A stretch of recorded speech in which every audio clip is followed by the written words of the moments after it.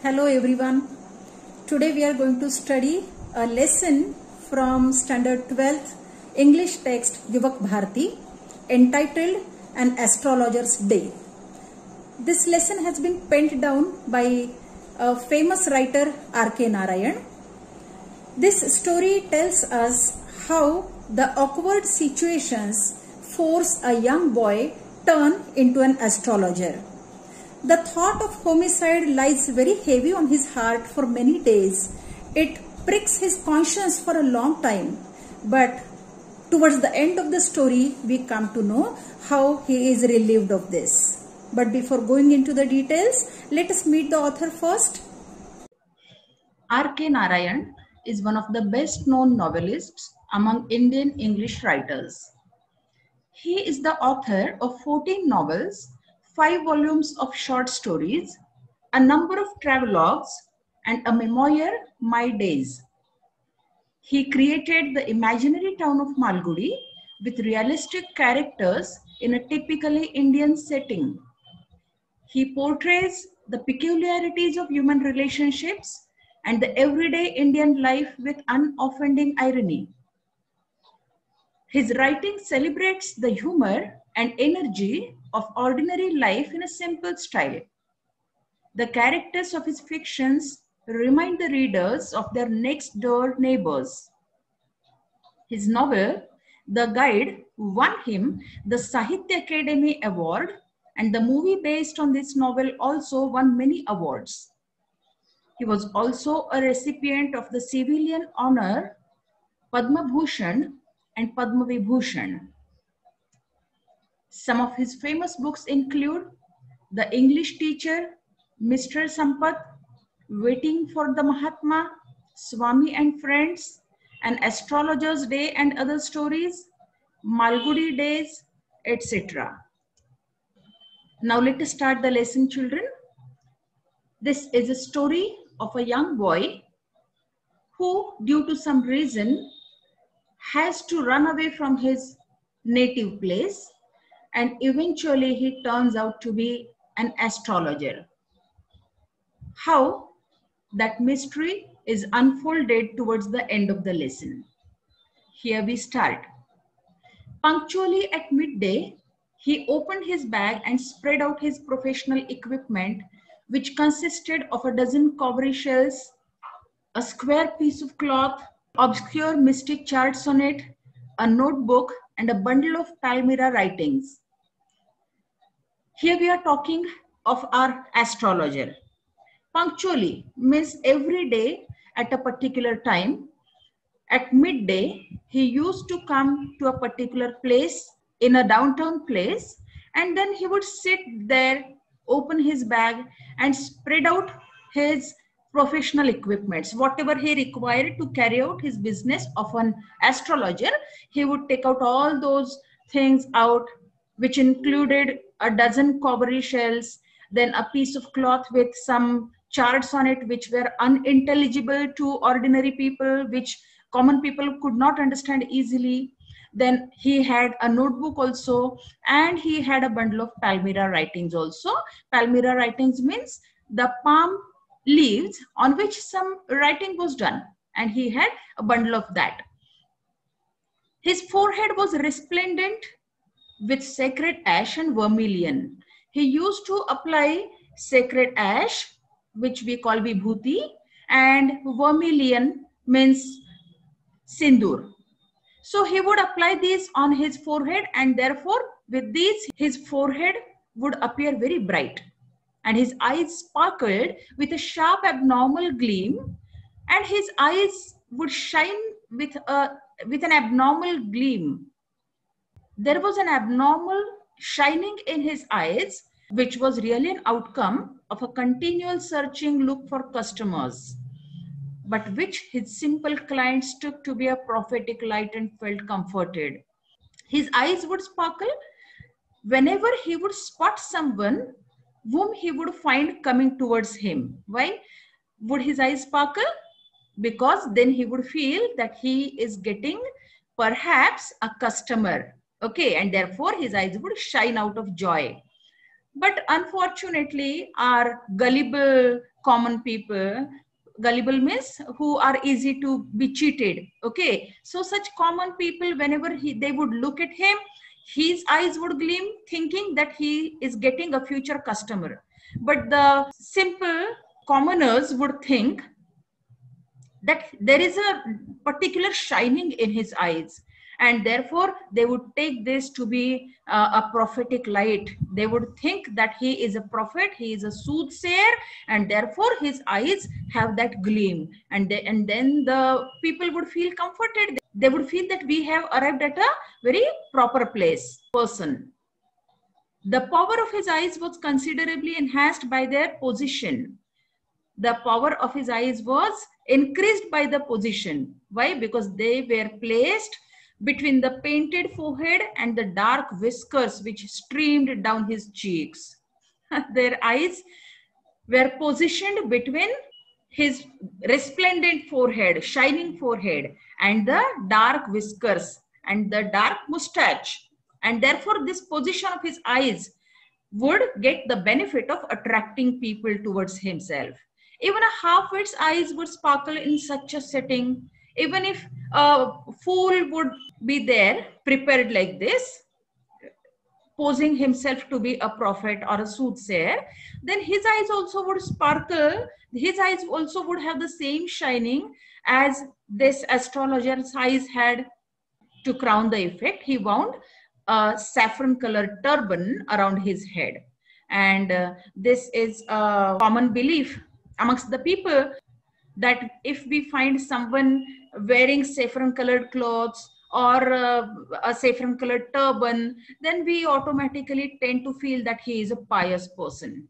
Okay, so, and this astrologer was very, very well aware of it, and therefore he had arranged that kind of a color scheme. And children, this color scheme never failed. Mind you, people, that this color scheme always worked out. People were attracted to him as bees are attracted to cosmos or dahlia stalks. People would be attracted towards him very easily, like the bees getting attracted towards the flowers. He sat under the boughs of a spreading tamarind tree which flanked a path running through the town hall park. He would sit on a path running through the town hall park, and he would sit under a tamarind tree. It was a remarkable place in many ways. It was a very special place. Why? Because a surging crowd was always moving up and down this narrow road from morning till night. He had very deliberately chosen this particular spot to sit. Okay, why? Because all the time throughout the day, right from the morning till night, this road would be overcrowded with people. And since there would be many people going by this road, at least some of them would definitely be attracted towards him, looking at his appearance. A variety of trades and occupations was represented all along its way. And on this road, there were many people, many traders, like medicine sellers, sellers of stolen hardware and junk. Then magicians would be there, and above all, an auctioneer of cheap cloth also would be there, who created enough din all day to attract the whole town. So all these traders were there on that road, but the most important of them all was an auctioneer of cheap cloth. Since he would provide cloth at a very cheap rate, people would flock to him. People would be there surrounding him all day. Next to him in vociferousness came a vendor of fried groundnut. And beside that auctioneer, there would be the fried groundnut vendor who would loudly advertise about his groundnut, and he would give a new name every day. Someday he would call it Bombay ice cream. And on the next, he would call his groundnuts Delhi almond. And on the third day, he would call his groundnuts Raja's delicacy, and so on and so forth. In this way, he would give new name each coming day to his groundnuts, and then people would flock to him every day. What new thing he is selling, thinking like that, or getting attracted due to the new name given to his groundnuts, people would gather around him. A considerable portion of this crowd dallied before the astrologer too. And since the astrologer was sitting beside this groundnut vendor, so obviously some people would curiously eye at this astrologer. They would just waste their time hanging around this astrologer till their turn would come. The astrologer transacted his business by the light of a flare, which crackled and smoked up above the groundnut heap every day. This astrologer in the evening would transact his business by the light of a torch which was there on the groundnut heap near him. Half the enchantment of the place was due to the fact that it did not have the benefit of municipal lighting.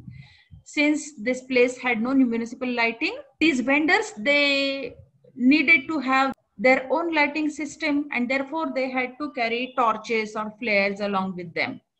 The place was lit up by shop lights. One or two had hissing gas lights.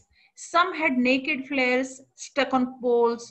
Some were lit up by old cycle lamps, and one or two, like the astrologer, managed without lights of their own. So in this way, all these shopkeepers or vendors, they would have their light systems, like the shop owners would have their own lights, and the vendors would have either gas lights or they would carry flares or torches, and some would transact their business with the help of old cycle lamps and all, and some, like astrologer, would manage without their own light. It was a bewildering crisscross of light rays and moving shadows. And this entire picture had designed a crisscross of light rays and the shadows. This suited the astrologer very well for the simple reason that he had not in the least intended to be an astrologer when he began life. This profession suited the astrologer because he had no investment of his own in this business. And actually, he had not become an astrologer out of his own free will also. It was due to some helplessness of his which had driven him on this way of being an astrologer. And he knew no more of what was going to happen to others than he knew what was going to happen to himself next minute.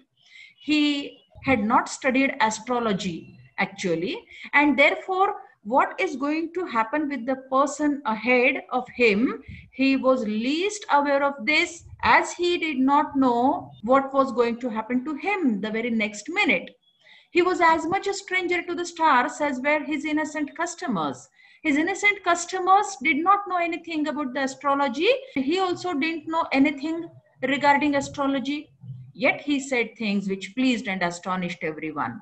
And yet, with no knowledge of astrology also, he had managed to be an astrologer, because he would say generally the things which would please and astonish people, and the people would be drawn to him then.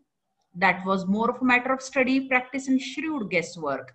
He had developed this art of telling the people about their lives with the help of horoscopes and all. We had seen beforehand about the mystic charts, obscure charts that he carried and all, no? So that might be the horoscopes, okay, that he carried. So with the help of all these things, he would manage. And with the help of study of the gestures of the people also, he could have evolved this art of handling the people. All the same, it was as much an honest man's labor as any other. So just as any other honest person would work hard and live his life, similarly, he too, in a different way, would work out to live his life. And he deserved the wages he carried home at the end of the day. And he would deserve the money that people would give him. Why does the writer say this? Because he had to study people's gestures, their psychology and all. He had left his village without any previous thought or plan. Without any previous plan, he had left his native place and he had come here.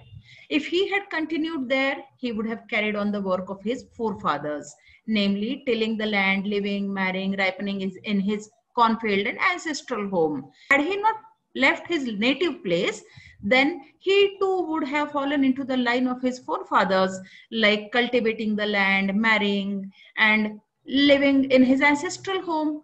He had to leave home without telling anyone, and he could not rest till he left it behind a couple of 100 miles. Actually, he had to run away from his place without telling anyone, and he started running from his place, and when he came around a couple of 100 miles, then only he stopped. To a villager, it is a great deal, as if an ocean flowed between. And for a villager, crossing around 200 miles distance and going elsewhere was like crossing an ocean. He had a working analysis of mankind's troubles, marriage, money, and the tangles of human ties. This astrologer had an idea regarding the troubles of man's life. Generally, marriage, money, the tangles of human relationships, these things are there which bother a human person. Now see children, here marriage, money, and tangles of human ties. In this sentence, the things are arranged in ascending order. Getting it? Marriage, then more important money, and then more important that cause worries to human mind is the tangles of human relationships. So in this way here, the things are arranged in the ascending order of their significance, and therefore the figure of speech that is present in this sentence is climax. Long practice had sharpened his perception, and he had been practicing since many years, and therefore his perception was perfect. His perception regarding the people's face study was perfect. He took no time to understand what was wrong with the person that had come to him. He charged 3 pies per question. He never opened his mouth till the other had spoken for at least 10 minutes, which provided him enough stuff for a dozen answers and advices. And his charge per question was 3 pies. Now, pi was a currency during olden days, and 100 pies comprised 1 rupee. So he would charge 3 pies per question, and more important thing is that he would first let the customer speak for about 10 minutes at least, so that he could guess what problem he is undergoing from his body language. And then when he told the person before him, gazing at his palm, then he would see the palm of the person who had come to him, showing that he knows palmistry and all. And then actually he had known about the psychology of that person, and he had guessed something about that fellow. But then, since this was a part of his business, he would show as if he is studying the palm, and then he would say, in many ways you are not getting the fullest results for your efforts. You try a lot in your life, but you hardly are rewarded with a result. 9 out of 10 were disposed to agree with him. And generally, when this sentence is uttered out to anyone, every person tends to feel that, yeah, this applies to me. This is very true in my case. Or he questioned, is there any woman in your family, maybe even a distant relative, who is not well disposed towards you? Or then he would tell him, there is a woman in your family who is not well disposed towards you, and therefore you are having problems in your life. Or he gave an analysis of character, or he would analyze his character and say, most of your troubles are due to your nature. How can you be otherwise with Saturn where he is? You have an impetuous nature and a rough exterior. Or he would tell the person that all the problems that you are facing are because of your nature. You take hasty decisions, and therefore you land in troubles. This endeared him to their hearts immediately. These answers would please the customers. They would feel, each one of them would feel that, yeah, this is true in my case. For even the mildest of us loves to think that he has a forbidding exterior. Most of us love to hear such good things about ourselves. The nuts vendor blew out his flare. Now on this day that we are talking about, what happened? It was night time, and therefore the nuts vendor blew out his flare. He blew out his torch, and he rose to go home. This was a signal for the astrologer to bundle up too, and the astrologer also understood that this is a time for him now to wind up his things, since it left him in darkness, except for a little shaft of green light which strayed in from somewhere and touched the ground before him. Because after the groundnuts vendor would leave the place, the astrologer would be left in darkness, and therefore he too had to wind up the things. So he picked up his cowrie shells and paraphernalia. Paraphernalia means what all we saw before some time, what all he was carrying along with him. That was Palmyra writings, then the obscure mystic charts and a notebook and all. So he had to collect these things and he was putting them back into his bag when the green shaft of light was blotted out. Then someone came before him. He looked up and saw a man standing before him. He sensed a possible client. He thought that this is a customer perhaps, and he said, "You look so careworn. It will do you good to sit down for a while and chat with me." He said to that fellow that you look worried, so it would be better for you that you sit here and you have a talk to me. The other grumbled some reply vaguely. He said something complainingly. The astrologer pressed his invitation. The astrologer once again tried to persuade him, whereupon the other thrust his palm under his nose, saying, then the other fellow showed him his palm and he said, "You call yourself an astrologer?" He challenged him. "Do you call yourself an astrologer?" The astrologer felt challenged and he said, tilting the other's palm towards the green shaft of light, "Yours is a nature." He started as usual. He would start. "Oh, stop that," the other said. "Tell me something worthwhile." The other person told him, "I'm not interested in knowing anything about my nature because I know it very well." Our friend felt piqued. Now our astrologer got irritated. "I charge only 3 paise per question, and what you get ought to be good enough for your money." So he told that fellow that I charge 3 paise per question and that is worthwhile. At this, the other withdrew his arm, took out an anna and he flung it out to him, saying, "I have some questions to ask. If I prove you are bluffing, you must return that anna to me with interest." Anna means 6 paise. That was a coin of 6 paise. So that other fellow told our astrologer that I'll pay you an anna, but whatever you tell me, if at all that turns out to be false, then you have to return this anna to me with interest. Now our astrologer said, "If you find my answer satisfactory, will you give me 5 rupees? The astrologer said, "Okay, I'm ready to pay you with interest if at all I am proven wrong.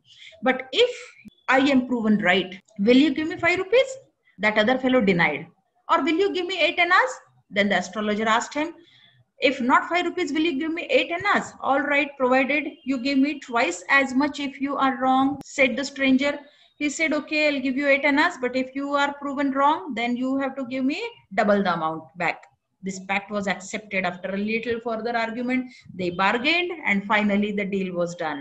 The astrologer sent up a prayer to heaven as the other lit a cheroot. The other fellow lit a cheroot, that is a cigar, and the astrologer started pretending that he is sending a prayer to heaven. The astrologer caught a glimpse of his face by the matchlight. The astrologer saw the face of that fellow in the matchlight. There was a pause as cars hooted on the road. Jutka drivers swore at their horses and the babble of the crowd agitated the semi-darkness of the park. So there was din and disturbance all around. There was noises created due to the car horns and then the Jutka drivers shouting at their horses and people talking amongst themselves. The other sat down, sucking his cheroot, puffing out, sat there ruthlessly. The other fellow sat there ruthlessly, means mercilessly, showing no pity towards the astrologer. The astrologer felt very uncomfortable. Seeing this fellow, the astrologer was not at comfort. So he thought it is better not to tell him anything. "Here, take your anna back. I'm not used to such challenges. It's late for me today." So the astrologer told him that I'm already late today, so I don't want to tell you anything. You can take your amount back. He made preparations to bundle up and he started winding up his things, but the other held his wrist and he said, "You can't get out of it now. You dragged me in while I was passing. It was not I who came to you. You called me here. So now you will have to tell me." The astrologer shivered in his grip and his voice shook and became faint. The astrologer was frightened now. "Leave me today. I'll speak to you tomorrow," he said. The other thrust his palm in his face and said, "Challenge is challenge. Go on." The astrologer proceeded with his throat drying up. The other fellow was very adamant. He said, "No, I will not go. You will have to tell me now." So the astrologer fearfully started telling him, "There is a woman." "Stop," said the other. "I don't want all that. Shall I succeed in my present search or not? Answer this and go." He told him that I'm not interested in such things. Just let me know whether I will succeed in my search or not. Otherwise, I will not let you go till you disgorge all your coins. Otherwise, I'll take away all the coins that you have earned throughout the day. The astrologer muttered a few incantations and replied, all right, I'll speak. The astrologer uttered some incantations, means mantras, and he replied, all right, I'll speak. But will you give me a rupee if what I say is convincing? Again, he started bargaining. He asked him whether he will give him a rupee if whatever he would tell him turned out to be true, or he was satisfied with the answer. The astrologer said, otherwise I will not open my mouth and you may do what you like. After a good deal of haggling is bargaining, the other agreed. The other person agreed and the deal was finalized. 1 rupee. The astrologer said, you were left for dead. Am I right? The astrologer told him, tell me more. Whatever the astrologer told him, that fellow was happy with that. So he asked him to tell him something more about his life. A knife has passed through you once, said the astrologer. Good fellow. He bared his chest to show the scar. What else?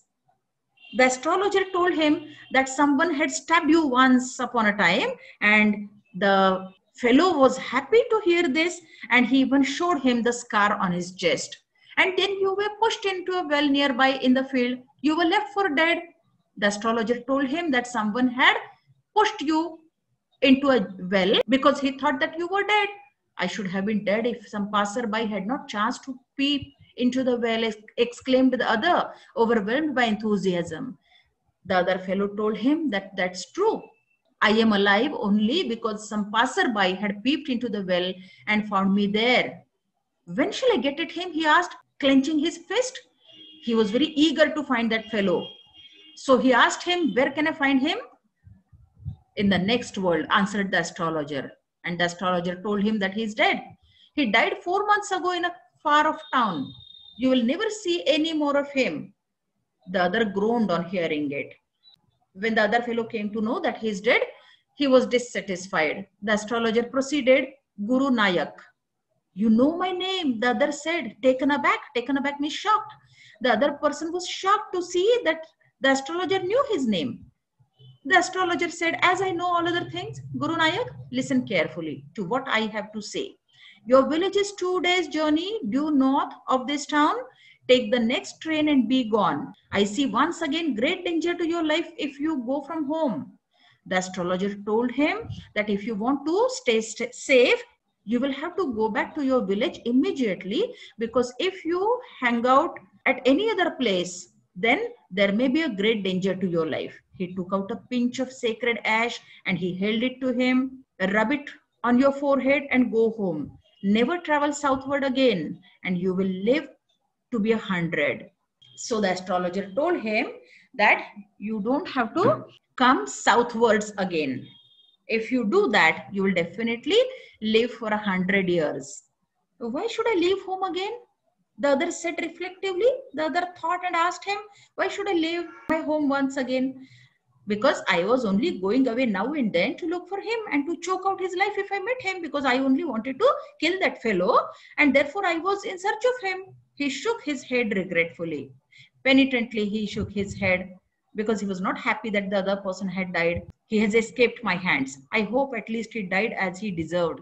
Yes, said the astrologer. He was crushed under a lorry. The other looked gratified to hear it. When that fellow came to know from the astrologer that the person who tried to kill him met the same death, then he looked satisfied. The place was deserted by the time the astrologer picked up his articles and put them into his bag. The green chef was also gone, leaving the place in darkness and silence. The stranger had gone off into the night after giving the astrologer a handful of coins. By now, all the vendors had left that place. Even that fellow whom the astrologer had caught hold of as a customer, he too had left, and he had given some coins to the astrologer while leaving. It was nearly midnight when the astrologer reached home. His wife was waiting for him at the door and demanded an explanation. He flung the coins at her and he said, count them, one man gave all that. So when the astrologer reached home, it was midnight and his wife was waiting eagerly for him. He gave her the coins and he told her that one person has given all those coins. 12.5 annas, she said, counting. She was overjoyed. I can buy some jaggery and coconut tomorrow. The child has been asking for sweets for so many days now. I'll prepare some nice stuff for her. His wife was very happy with that amount, and she planned to prepare some sweet for her daughter the next day. The swine has cheated me. He promised me a rupee, said the astrologer. She looked up at him. You look worried. What's wrong? Hearing that the amount was 12.5 annas, the astrologer got irritated because that other fellow had promised him to give a rupee and he had given less money. Then his wife asked him whether something was wrong with him, and he answered nothing. After dinner, sitting on the pure, he told her, do you know a great load is gone from me today? I thought I had the blood of a man on my hands all these years. That was the reason why I ran away from home, settled here and married you. He's alive. And then after dinner, while relaxing on a string cot, he told his wife that he had run away from his village before many years due to the reason that he was thinking that he had murdered some person, and that load lay very heavy on his heart. Because of that reason, he had come to this place, married her, and was living here. But today he came to know that the person he thought that he had murdered was alive. She gasped on hearing this. She inhaled deeply and asked him, you tried to kill him? He answered, yes, in our village when I was a silly youngster. We drank, we gambled, and we quarreled badly one day. But why think of it now? Time to sleep, he said, yawning, and stretched himself on the pole. He told his wife, when I was young, one day I drank wine with my friends, I gambled with them, and then there was a quarrel upon something. And after that, he must have tried to kill him. But then he asked his wife, when he know that that fellow is alive now, why to think of that? Let us sleep now. And saying this, he stretched himself on the string cot. So this was all about the story, children. Mr. R.K. Narayan's stories are well known for the twist at the end. Here too, we find a twist, a sudden twist towards the end of the story, and the readers are surprised at that. So this was a lovely story. I hope you all have understood this. Thank you.